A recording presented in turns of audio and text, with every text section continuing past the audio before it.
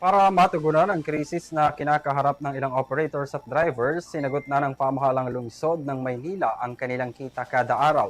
Bilang ganti, mag-aalok ang lungsod ng libreng sakay para sa lahat gamit ang mga jeep at iba pang pampublikong sasakyan sa Maynila.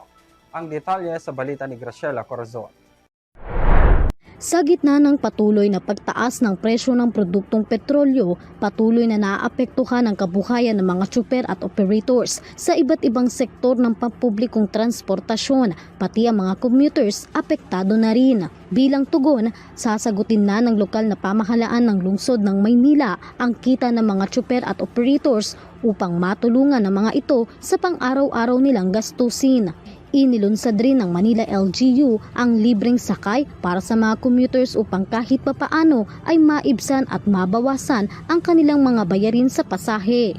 Ayon kay Manila City Mayor Francisco Isko Moreno Dumagoso, sa bisa ng Executive Order No. 14 Series of 2026, layo nitong makapagbigay tulong pinansyal sa mga sektor ng transportasyon at makapaghatid ng programang direktang makikinabang ang mga commuters sa gitna ng patuloy na pagtaas ng presyo ng krudo. Libreng pamasahe na handog sa inyo ng taxpayers of the City of Manila.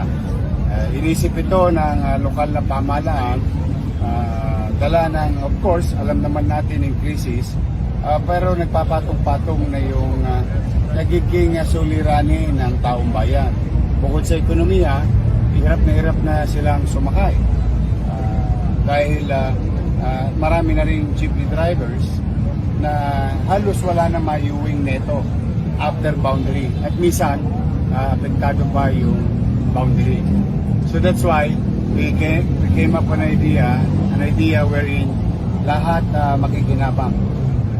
Makatatanggap ng humigit kumulang 3,000 kada araw ang mga tsuper at operators depende sa uri ng unit na kanilang minamaneho.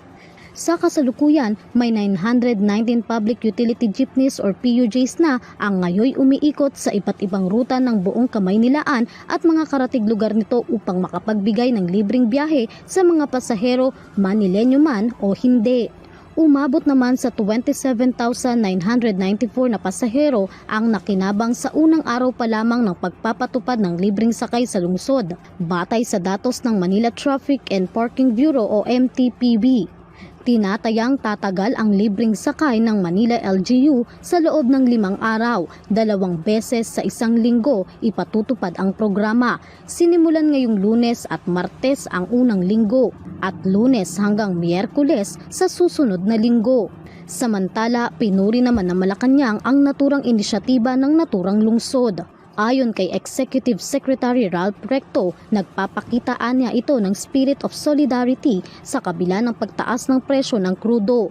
Magandang halimbawa niya ito ng pakikiisa habang sinisikap ng pamahalaan na mabawasan ang epekto ng krisis sa langis maging ang epekto nito sa ekonomiya.